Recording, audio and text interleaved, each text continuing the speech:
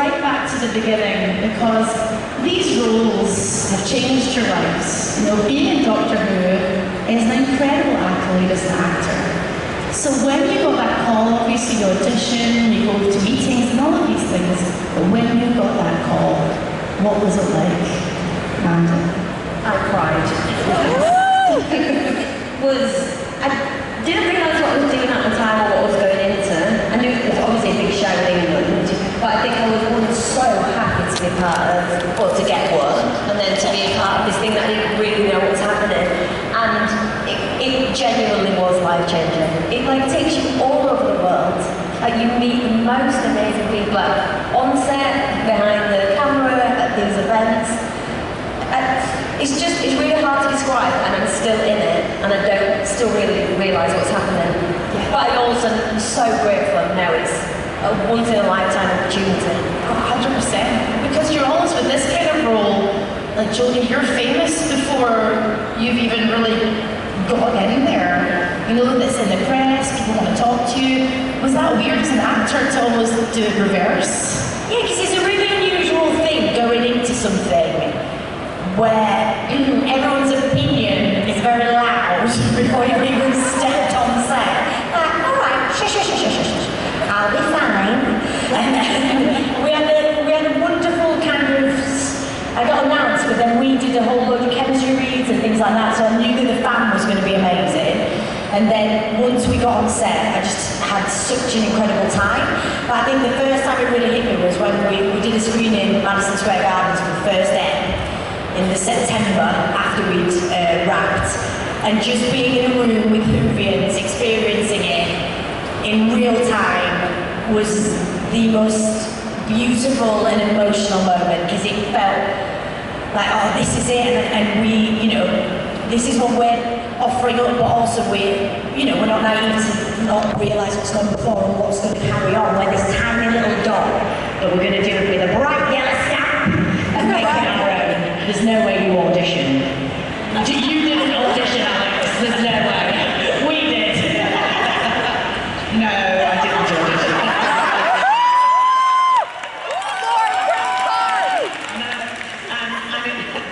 And in fact, actually, it's sort of, I mean, there by the grace of God go I. I was in the States still working, and I got originally sent a script to play a character in an episode with the adipose, and it was the character of the teacher or the mother or the doctor. Anyway, so that I didn't know about the new reboot of Doctor Who, because I was just, it hadn't come to the States yet, and I was busy, so I only knew sort of the old Doctor Who. But I was assured by my agent that this was an amazing reboot, and it's a great show. But I couldn't do that job because I was already committed to another one. So that part kind of passed me by. Thank God.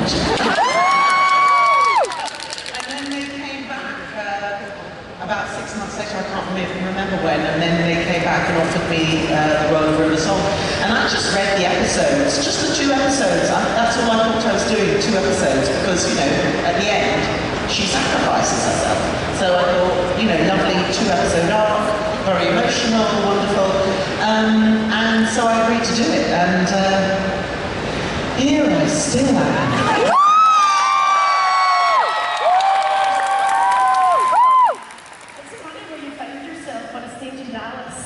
Like, it was just lovely, just wonderful. It's a lovely journey. You know, Doctor Who is such a British institution, and as actors, it must feel, there must be a great sense of pride being British actors as well doing this. But why do you think Doctor Who's endured beyond our tiny island? Why do you think fans here, for example, have embraced it so much around the world? I think it's because the thing well, I can only speak obviously from a personal journey throughout, but it is the most inclusive, intoxicating adventure you could ever go on with a show, and it is limitless and boundless, and and it explores everything and everyone, and I feel as if that's why it has its life all over the world, and you can never predict the demographic. Sometimes you're like having a chat with someone and there's no way you think they've got any sense of, you know, who you're talking to, and they'll go, oh, by the way, I really love Doctor Who. Well, I have no idea.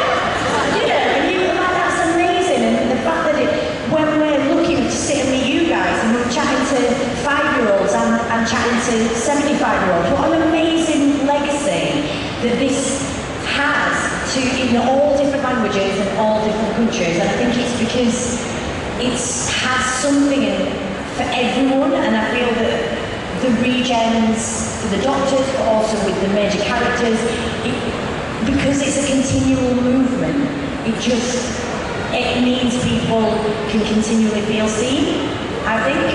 Okay, exactly what she said. Do you find different Whovians all around the world that fans are slightly different in different countries, or do you think there's just a blanket of joy? Because I know David Tennant said it's just a joyful thing to be part of. Well, I think that the one sort of, if I'm just going to say one word that I think binds everyone universally to the show, I'd say the word is love, because ultimately it's the Doctor, whoever the Doctor is, it's the Doctor's love for this planet, and the Doctor will do anything, sacrifice himself, he will do whatever it takes to keep this planet going and save this planet. And so that is universal, and that does pull everyone together. And I think also it's a way, in a sense, of reminding us when we watch the show that yes, this planet is precious, and we don't necessarily look after it terribly well ourselves, so there's somebody else who's doing it for us, but maybe we should start.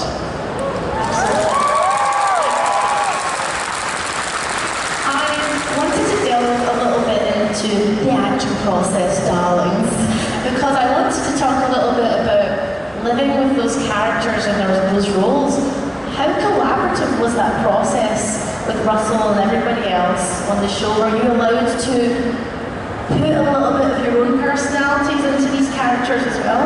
Yeah, definitely. I think when you get the audition and the scenes, not so much, but again, it's your take on the words on the piece of paper. And then once, I think for me personally, I found the characters as I went along. And because you don't know in a series where it's going to end, a story arc, or where they're going to evolve, and if they're in the next series, you can basically continually create a character and add layers to them. So you sort of find your character as you go along. Obviously do work in the beginning and you make choices and stuff, but you do sort of merge the two things together. Me and my character Yaz are different, but there's obviously similarities. But like in the relationship that was created between Yaz and the Doctor, a lot of that I would say, Jodie, came from natural chemistry. Like we just got on so well, so these things that I didn't need to, there were no process, it was just us getting to know each other, and I'm hoping it came across like that on screen. What about you, Jodie? I think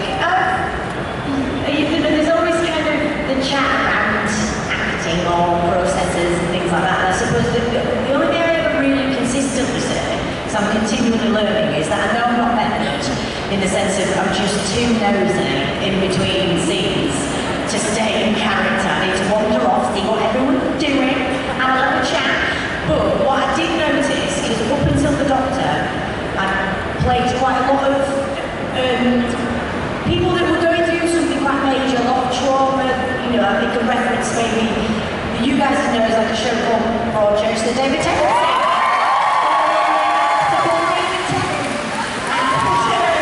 Yeah, so but in things like that, playing someone like that, even though you go home and it's not real of you, you can shake it off. You don't realise after however many years there is something very on the edge of something you continually feel. And when we started to do Doctor Who, I couldn't believe how happy I was bouncing through life. And that wasn't to say all of our storylines weren't challenging or emotionally dark. It was just that there was something about playing the Doctor and that open-heartedness that I loved so much that actually I was like, oh yeah, wow, when you do get to do that role for 3 seasons over a massive amount, it bleeds into life. And so, but like Mandip said, Christian, we were always given this opportunity to show different sides. So I think for us, you might have thought episode 1, this is how we play the Doctor, you know, then you'd flip it on its head by the time you got to whatever episode in season 3. So yeah. Alex? Her song is so loyal, you know, and steadfast, she just loves the Doctor, but also, what I love about River, she's quite naughty, and I quite like those parts. Where does Alice begin and end there? You don't want to know. I think Mandip's absolutely right, because when Stephen wrote the character of River, I think he sort of basically, he wrote sort of the skeleton of the character, and in a sense, as the actor, you've just got the lines, and obviously it's up to you how you are going to choose to deliver them, and that starts to flesh the character out, and the character then grows, and I think over the years, it's sort of become, it became a relationship with Stephen where he sort of knew or guessed how I was going to react to certain lines, and so, you know, he would write them then knowing it was me delivering them. So it's sort of like a symbiotic, parasitic relationship, but it worked really, really well, yeah. I wanted to ask about being role models. It's not something that you set out to do as actors. Well, I'm going to become a role model one day. That's not what you set out to do. But you have become role models for many of the fans. I wanted to ask when you felt that from fans. Was it people telling you you're a role model, or, you know, I really look up to you, or is it just a gradual thing over time? I think for me it was when I was getting to conventions, like no one would specifically say like you're my role model, but I think when you're listening to conversations and people say I see myself in you or your character, or I think it's, you know, for me being a South Asian companion was a big deal for the South Asian community. I think it was just hearing stories that I was like, oh, like my character's really relatable, but also what I'm doing as a person, as a South Asian actress, is also very relatable. And I think my niece watches the show, she was about 5 at the time, and for me personally, looking at her thinking, oh my god, she's actually seeing something that she can be. It dawned on me naturally. I was never told, oh, you're a role model. It was listening to people and seeing people's reactions. What did you think of her auntie? She thinks honestly, she thinks I'm the best thing ever. She might not think that much as a teenager, but right now I'm really cool. just milk it for all it's worth. Right now, just keep milking it. Oh, but you, Jodie, did you feel pressure at all, or did you win? The pressure for me came where there was a lot of noise around being the first female Doctor, and some of you.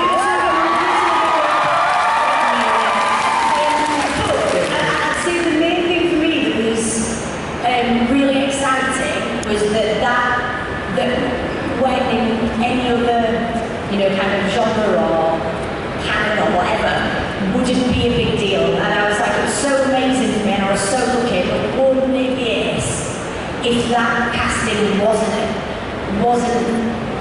a moment, because it didn't need to be, because, you know, representation was better.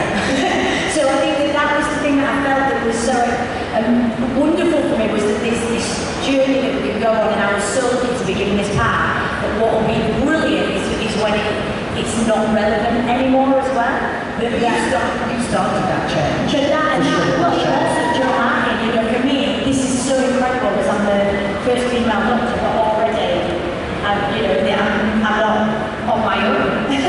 So one thing I did feel pressured about, which I found, was that I suddenly panicked that I represented all actresses. If I had got absolutely annihilated, I think I was going to hold back other actors getting roles because as if we as an entirety have been entrusted with this role.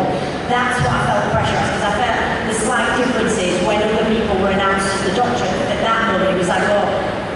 individually judged, whereas it wasn't just always Jodie Whittaker right for the Doctor, it was, he's a woman, and I felt very stressed about it. But I'm absolutely fine now, guys, and it's had such a wonderful time. And you're fantastic, and each one of you have been fantastic, you know, and it's really important that you're sitting here for us today, right, you guys? Alex, what about you? Do you embrace that one? Yeah, damn right, I'm a role model. Like, are you? Yeah, no, I completely agree with the other two ladies to my left.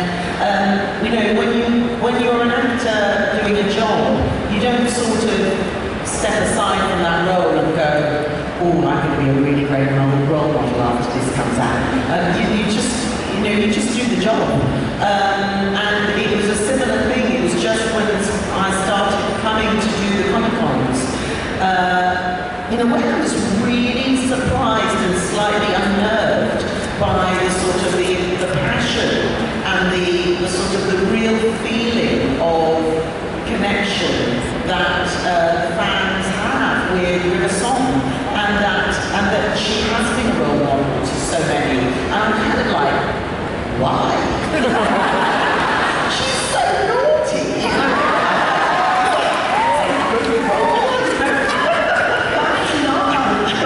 But I guess it's maybe, you know, she's sassy and let's be sassy.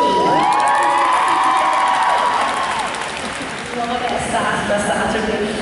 Thank you very much. We're going to ask some fun questions and then go to fan questions. So there is a microphone right in the middle of the aisle, and if you want to queue up orderly, please. Yes, just please mind your fellow Comic-Con goers. Thank you so much. We'll try and get through them as best we can. But let's ask some fun questions first. Are you guys ready for this? Okay. Number two then, we have flashing light. Blimey. You all look so great. Like, you look amazing. Everyone, hi, hello, question people. Hi. Okay, we're gonna ask some fun questions just real quick. Okay. If you could travel back in time to your younger self, what piece of advice would you give yourself? An awful haircut. It was awful. Absolutely awful. It's short back inside, spiky on top, and some kind of like zaggedy line. And I had hair down to there that I chopped off. And the thing was, the haircut was cool, not with my features. What were I doing? Shocking. I had the Rachel haircut from Friends, you all remember that? And I was 14, and I was not Jennifer Aniston. So don't do that. Go on, Alex, what about you? You know what? No, you're going to ask Mandip Gill because I actually can't think. Oh, okay, I know. I would tell her not to suck her thumb, because it's taken 2 braces to undo that. Oh, okay, so haircut, don't suck your thumb. Alex. Do you know? I don't think I'd tell my younger self anything different. Breathe through life. I love that. Okay, you travel forward, you speak to your older self. What do you ask yourself? Yeah, what do you ask your older self? Yes, it is very, very existential on this afternoon. Saturday afternoon. What would you ask yourself? Did I have fun? Yes. I think my answer would be hell yes.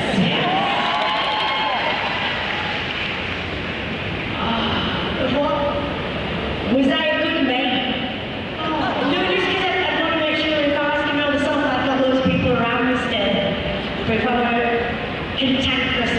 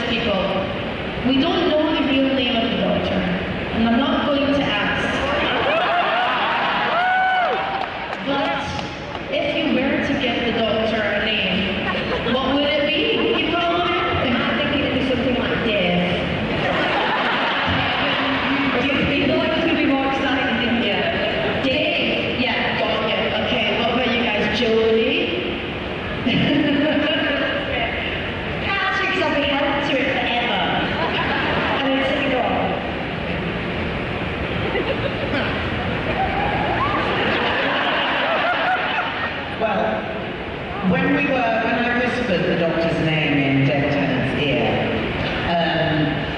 the first name I whispered, which actually, he doesn't corpse very easily, David. He's really quite, but he really corpsed. Because I just went up to him and I just went, Shaniqua.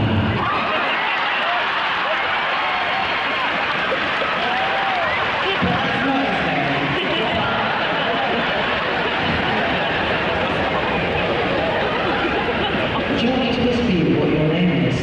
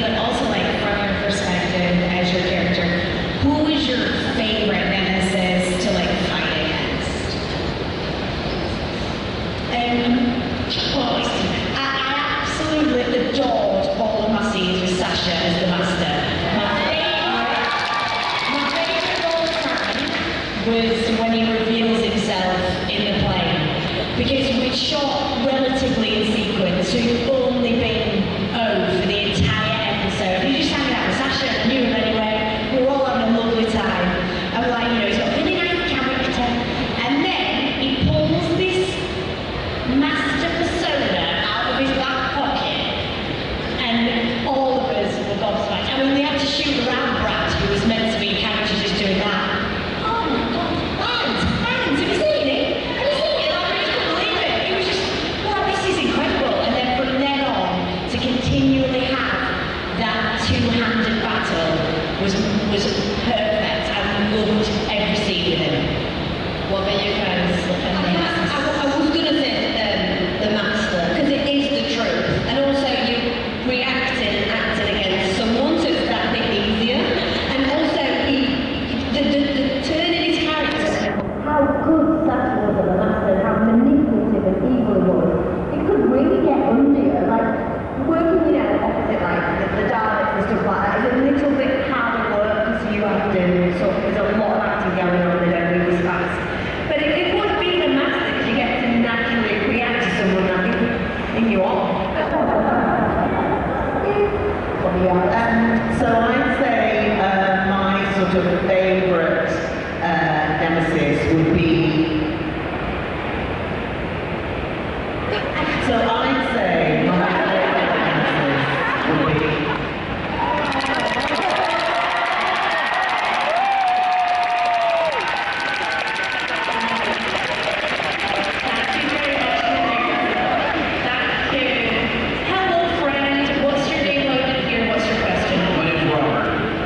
Question for Jodie. When you were sitting there tracking the Dalek during Sasha being the master being Rasputin and he was dancing to Robert Rasputin, were you watching that actually happen as unfolding, like playing the music, or were you just sitting there with the camera? Yeah, alternating. It was all there.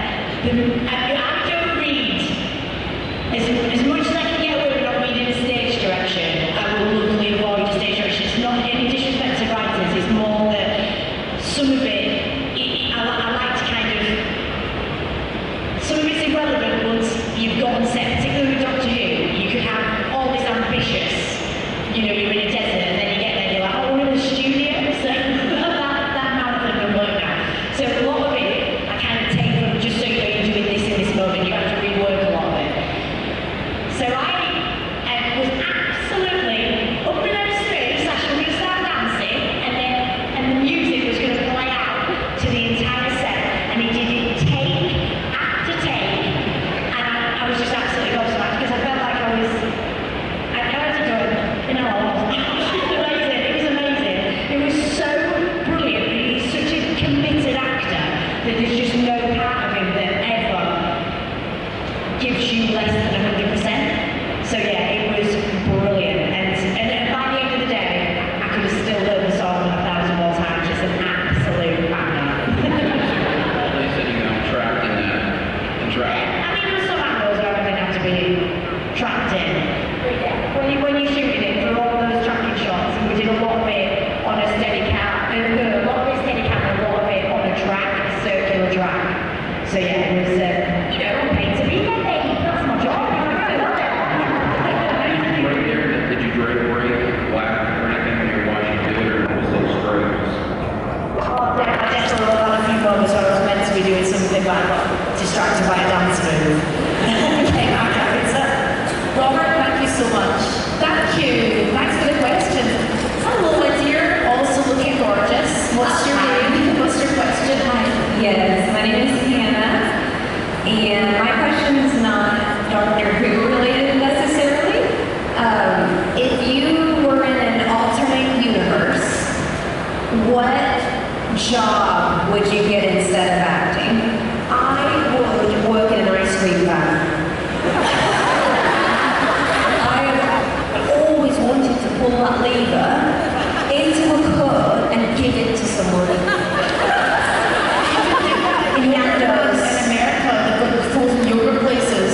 You can do it. I'm not giving it to anyone. I want to put sprinkles on, I want to put the juice on, and just hand it over.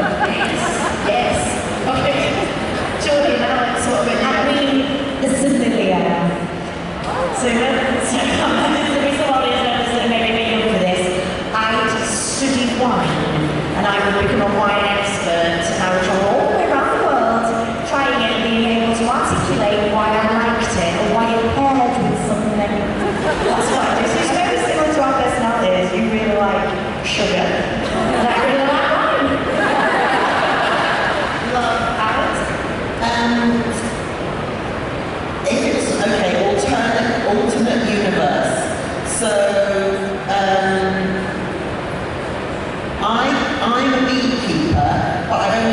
two highs. So I think it's not really a job because I don't really want to make money from it, but I think I would actually just be a beekeeper and have a lot more hives and just look after the bees. Yeah, love it. Honey, wine, and ice cream. Love that. Thank you so much, my dear. Hello, next question. Okay, what's your name, my friend? And what is your question? Go for it. My name is Cece. Cece, what's your question? Here you go. So, my question is for Alex. So, basically, River does a lot of slapping of the doctor. Easy. And I was wondering, were those real slaps? And if they were, how many times did it take? And did you kind of enjoy it? When you say I do a lot of slapping, I only slapped him, I think, in one episode. But I did slap him a lot of times. And we did do a lot of takes. I thought it was great. Although I do have to say that Matt started to lose his sense of humour a bit after that. Yeah. I love that, Cece. That's a good question. Thank you. Hi there, next up. Come straight up to the mic, my love. What is your name and what's your question? Hello. My name is Margaret, and I have a question for Alex. But before the question, I just want to everybody has their own entry point into Doctor Who, and the world was passing me by, and your voice is actually what drew me into Doctor Who. I was watching Silence in the library, reading a book, watching my husband was watching, and I was like, who's that voice? And I kept looking up, and I go back to her again, and then I looked back up, and I was like, I know her from ER. And so, you are what made me watch Doctor.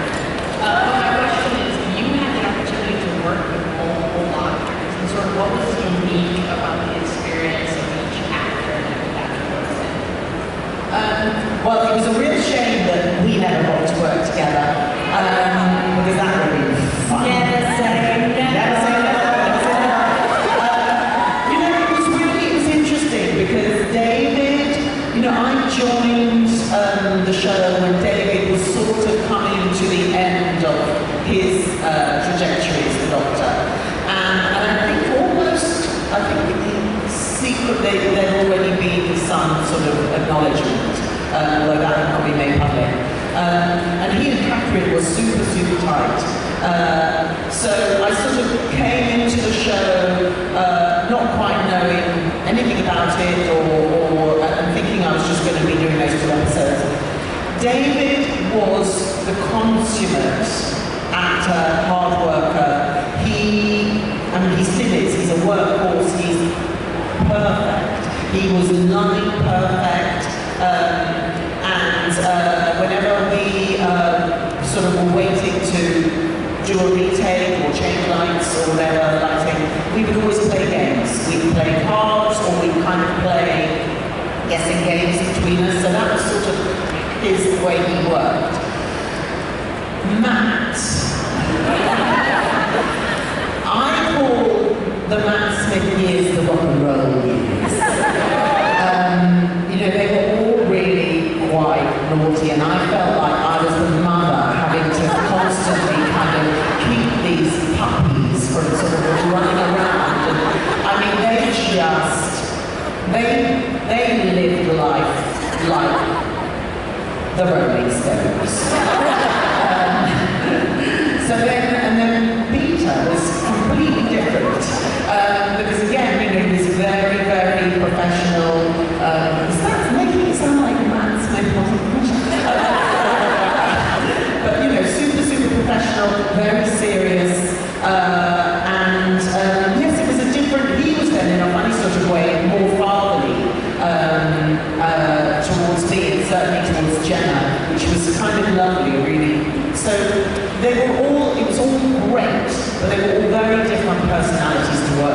sure.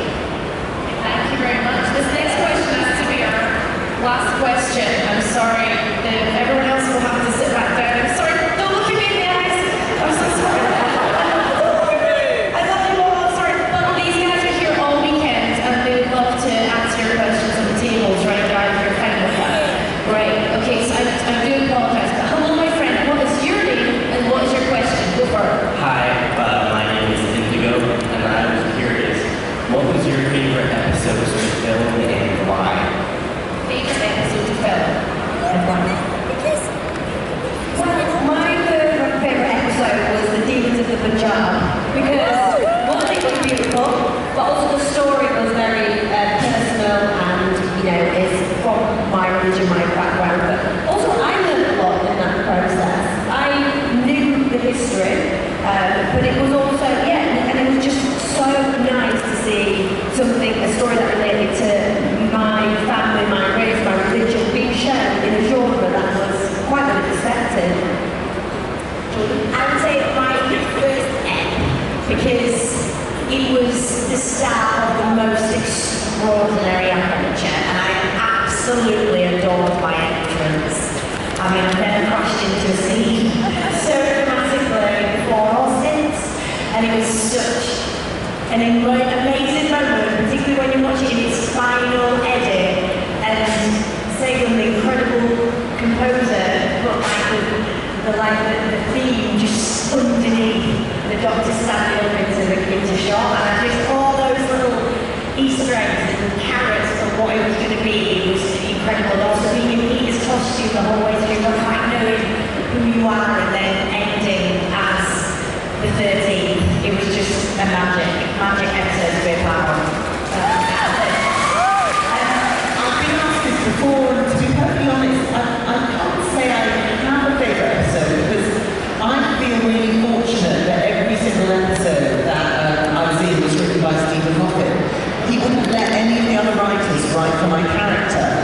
And so if I were to say this is my favourite, it somehow I feel like it would mean that the others were not as good, or I felt less about them, and I don't. I thought they were all just so exciting, and I of course had all the best lines. So,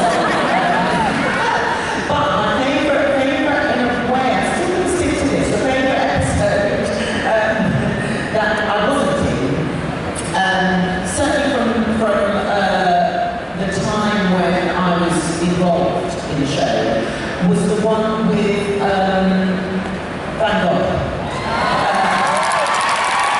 I didn't like it. I thought it was looking like a stupid little chicken.